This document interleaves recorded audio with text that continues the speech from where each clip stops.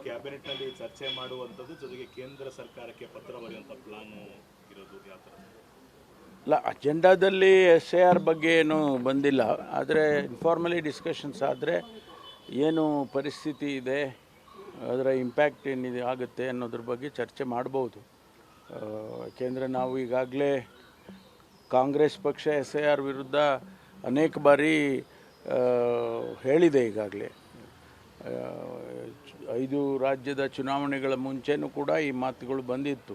ವಿಶೇಷವಾಗಿ ಪಶ್ಚಿಮ ಬಂಗಾಳದಲ್ಲಿ SIR ಮಾಡುವಾಗ ಏನು ನಮ್ಮ ಸಂದೇಹಗಳಿದ್ವು ಅವೆಲ್ಲ ಕೂಡ ಇವತ್ತು ಒಂದು ರೀತಿಯಲ್ಲಿ ಪ್ರೂವ್ ಆಗಿದೆ ಅನ್ನುವಂಥ ಮಾತುಗಳು ಬರ್ತಾ ಇದೆ. ಹಾಗಾಗಿ ನಾವು ಇಲ್ಲಿ ಯಾವ ರೀತಿ ಎಚ್ಚರಿಕೆಯಾಗಿರಬೇಕು ಏನು ಅನ್ನೋದ್ರ ಬಗ್ಗೆ ಚರ್ಚೆ ಆದರೂ ಆಗ್ಬೋದು. ಅಜೆಂಡಾದಲ್ಲಂತೂ ಸಬ್ಜೆಕ್ಟ್ ಇದು ಇಲ್ಲ. ಕೇಸ್ಗಳನ್ನು ವಾಪಸ್ ಪಡೆಯುವಂಥ ವಿಚಾರ ಕೂಡ ಈಗ ಕ್ಯಾಬಿನೆಟ್ ಚರ್ಚೆಗೆ ಬರ್ಬೋದು. ಅಲ್ಲ, ಈಗ ಕ್ಯಾಬಿನೆಟ್ ಅಜೆಂಡಾದಲ್ಲಿ ಯಾವ್ದು ಬರ್ತಾ ಇದೆ ಅನ್ನೋದು ಈಗ ನಾವು ಬಹಿರಂಗ ಮಾಡೋಕ್ಕಾಗುತ್ತಾ? ಅಲ್ಲಿ ಈಗ ನಾವು ಕೇಸ್ಗಳನ್ನು ವಾಪಸ್ ತಗೊಳ್ಳೋದಕ್ಕೆ ಕ್ಯಾಬಿನೆಟಲ್ಲಿ ಒಂದು ಸಬ್ ಕಮಿಟಿ ಇರುತ್ತೆ. ಆ ಸಬ್ ಕಮಿಟಿ ಅವರು ಏನು ತೀರ್ಮಾನಗಳನ್ನು ಮಾಡಿರ್ತಾರೆ ಅದನ್ನು ಸಂಪುಟಕ್ಕೆ ತರ್ತಾರೆ.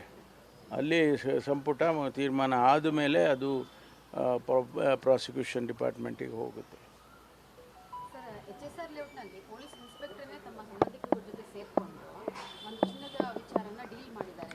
ಆಮೇಲೆ ಚಿನ್ನದ ರಿಕವರಿ ಕೂಡ ಮಾಡಿದ್ದಾರೆ. 900 ಗ್ರಾಮ್ ಚಿನ್ನವನ್ನು ರಿಕವರಿ ಮಾಡಿದ್ದಾರೆ. ಆದರೆ ಯಾರಿಗೂ ಕೊಟ್ಟಿಲ್ಲ, ಅವರನ್ನೇ ಅದನ್ನ ಬಳಕೆ ಮಾಡ್ಕೊಂಡಿದ್ದಾರೆ ಅನ್ನೋ ಆರೋಪ ಕೂಡ ಕೇಳಿ ಬಂದಿದೆ. ಇದಕ್ಕೇನು ಅಲ್ಲ, ಡಿಪಾರ್ಟ್ಮೆಂಟಲ್ಲಿ ಇಂಥ ಘಟನೆಗಳಾದಾಗ ತತ್ಕ್ಷಣ ಅವರಿಗೆ ಕ್ರಮ ತಗೊಳ್ತಾರೆ. ಅದೇನಾದರೂ ಮೇಲ್ನೋಟಕ್ಕೆ ಕಂಡು ಬಂದರೆ ಇಮಿಡಿಯೇಟಾಗಿ ಸಸ್ಪೆಂಡ್ ಮಾಡಿ ಆಮೇಲೆ ಡಿಪಾರ್ಟ್ಮೆಂಟಲ್ಲಿ ಎನ್ಕ್ವೈರಿ ಆಗುತ್ತೆ. ಪ್ರೂವ್ ಆದಾಗ ಅದಕ್ಕೇನು ಕ್ರಮ ತಗೊಳ್ಬೇಕು ನಮ್ಮಲ್ಲಿ ಆ ಕಮಿಟಿ ಇದೆ, ಅವರು ರೆಕಮೆಂಡ್ ಮಾಡ್ತಾರೆ. ಇಂಥ ಪನಿಷ್ಮೆಂಟ್ ಕೊಡಬೇಕು, ಇನ್ಕ್ರಿಮೆಂಟ್ ನಿಲ್ಲಿಸಬೇಕು ಅಥವಾ ಅವರಿಗೆ ಡಿಸ್ಮಿಸ್ ಮಾಡಬೇಕು, ಡಿಪೆಂಡಿಂಗ್ ಆನ್ ದಿ ಕೇಸಸ್ ಅದು ಮಾಡ್ತಾರೆ.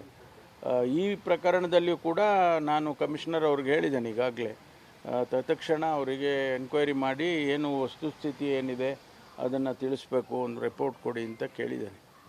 ಸರ್, ಪದೇ ಪದೇ ಇಂಥ ಘಟನೆಗಳು ನಡೀತಾ ಇದೆ ಸರ್. ಅಂದರೆ ಸ್ಟೇಷನ್ಲಿರೋ ಪೊಲೀಸರನ್ನೇ ಇನ್ಸ್ಪೆಕ್ಟರ್ಗಳನ್ನೇ ಕ್ರೈಮಲ್ಲಿ ಶಾಮೀಲಾಗುವಂಥದ್ದು ಪದೇ ಏನಿಲ್ಲ, ಇಲ್ಲೊಂದು ಕೇಸ್ ನಡೆಯುತ್ತೆ. ನಡೆದಾಗ ನಾವು ಕ್ರಮ ತಗೊಳ್ತೀವಲ್ಲ. ನಾನು ಪ್ರತಿ ಬಾರಿನೂ ಕೂಡ ನಾನು ನಮ್ಮ ಪೊಲೀಸ್ ಕಾನ್ಫರೆನ್ಸ್ಗಳಲ್ಲಿ ನಾನು ಹಿರಿಯ ಅಧಿಕಾರಿಗಳಿಗೆ ನಾನು ಅಡ್ರೆಸ್ ಮಾಡುವಾಗ, ಮೀಟಿಂಗ್ ಮಾಡುವಾಗ ನಾವು ರಿಯಲ್ ಎಸ್ಟೇಟ್ನಲ್ಲಿ ನೀವು ಯಾರೂ ಇನ್ವಾಲ್ವ್ ಆಗಕೂಡ್ದು ಅಂತ ಎಲ್ಲ ಹೇಳ್ತಾ ಇರ್ತೀವಿ. ಅಲ್ಲಿ ಯಾರೋ ಒಬ್ಬರು ಇಂಥ ಕೆಲಸ ಮಾಡಿಬಿಡ್ತಾರೆ. ಮಾಡಿದಾಗ ಅವ್ರ ಮೇಲೆ ಕ್ರಮ ತಗೊಳ್ತೀವಿ. ಅದು ಮುಂದೆ ಬೇರೆಯವರಿಗೆ ಮಾಡದೇ ಇರೋ ರೀತಿಯಲ್ಲಿ ಆಗುತ್ತೆ. ಬಿಡದಿ ಟೌನ್ಶಿಪ್ ವಿಚಾರದಲ್ಲಿ 2 ಪಾಯಿಂಟ್ ಆಫ್ ವ್ಯೂ ಸರ್. ಈಗ ಗೌರ್ಮೆಂಟ್ ಪಾಯಿಂಟ್ ಆಫ್ ವ್ಯೂ ಇಂದ 80% ರೈತರ ಜೊತೆಲಿದ್ದಾರೆ ಅಂತ ಒಂದು ಕಡೆ ಆಯಾಮ ಬರುತ್ತೆ. ಇನ್ನೊಂದು ಕಡೆಗೆ ಇಲ್ಲ, ರೈತರನ್ನ ಕಾಂಗ್ರೆಸ್ನವರೇ ಸಿದ್ಧಪಡಿಸಿದ್ದಾರೆ, ಅವರು ಏನು ಸಮಸ್ಯೆ ಇಲ್ಲ ತೋರಿಸ್ಕೊಳ್ತಾ ಇದ್ದಾರೆ. ಯಾಕೆ ರೈತರ ಸಾವಿನ ಮೇಲೆ ಟೌನ್ಶಿಪ್ ಮಾಡುವಂತ ಆಸೆ ಯಾಕೆ ಸರ್ಕಾರಕ್ಕೆ ಅಂತ ನೋಡಿ, ಇದು ಒಂದು ಕಾರ್ಯಕ್ರಮವನ್ನು ಬಹಳ ವರ್ಷಗಳಿಂದ ಇದು ಟೌನ್ಶಿಪ್ಗಳಾಗಬೇಕು ಅಂಥೇಳಿ ನಡೀತಾನೆ ಇದೆ. ನೈಸ್ ರಸ್ತೆ ಮಾಡುವಾಗ ಕೂಡ 3-4 ಟೌನ್ಶಿಪ್ಪನ್ನು ಇಲ್ಲಿಂದ ಮೈಸೂರುವರೆಗೂ ಮಾಡಬೇಕು ಅಂತೇಳಿ ಪ್ರಸ್ತಾವನೆ ಮಾಡಿದರು. ಉದ್ದೇಶ ಏನು ಅಂತೇಳಿದರೆ, ಬೆಂಗಳೂರಿನ ಮೇಲೆ ಏನು ಒತ್ತಡ ಇರುತ್ತೆ ಆ ಒತ್ತಡವನ್ನು ಕಡಿಮೆ ಮಾಡಬೇಕು ಅನ್ನೋಂಥ ಉದ್ದೇಶ ಇದು. ಬಿಡದಿ ಟೌನ್ಶಿಪ್ಪು ಕೂಡ ಅದೇ ಅರ್ಥದಲ್ಲಿ ಮಾಡೋದಕ್ಕೆ ನಮ್ಮ ಮಾನ್ಯ ಉಪಮುಖ್ಯಮಂತ್ರಿಗಳು ಪ್ರಸ್ತಾವನೆಯನ್ನು ಕ್ಯಾಬಿನೆಟ್ಟಿಗೆ ತಗೊಂಡು ಬಂದಿದ್ದರು. ಕ್ಯಾಬಿನೆಟ್ಟು ಇನ್ ಇಟ್ಸ್ ವಿಸ್ಡಮ್ ಚರ್ಚೆ ಮಾಡಿ ಅದನ್ನು ಅಪ್ರೂವಲ್ ಕೊಟ್ಟಿದ್ದಾರೆ. ಅದಕ್ಕೆ ಯಾವ ರೀತಿ ಹಣ ಒದಗಿಸ್ಬೇಕು, ಯಾವ ರೀತಿ ಅದನ್ನು ಲ್ಯಾಂಡನ್ನು ಅಕ್ವೈರ್ ಮಾಡಬೇಕು, 2006 ಅವರು ಫಸ್ಟ್ ನೋಟಿಫಿಕೇಷನ್ ಆಗಿದೆ.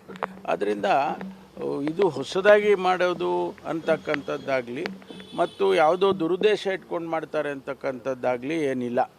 ರೈತರನ್ನು ಮನವೊಲಿಸಿ ಅವರಿಗೆ ಪರಿಹಾರ ಕೊಟ್ಟು ಅದನ್ನು ಮಾಡ್ತಕ್ಕಂಥ ಕೆಲಸವನ್ನು ಉಪಮುಖ್ಯಮಂತ್ರಿಗಳು ಮಾಡ್ತಾರೆ.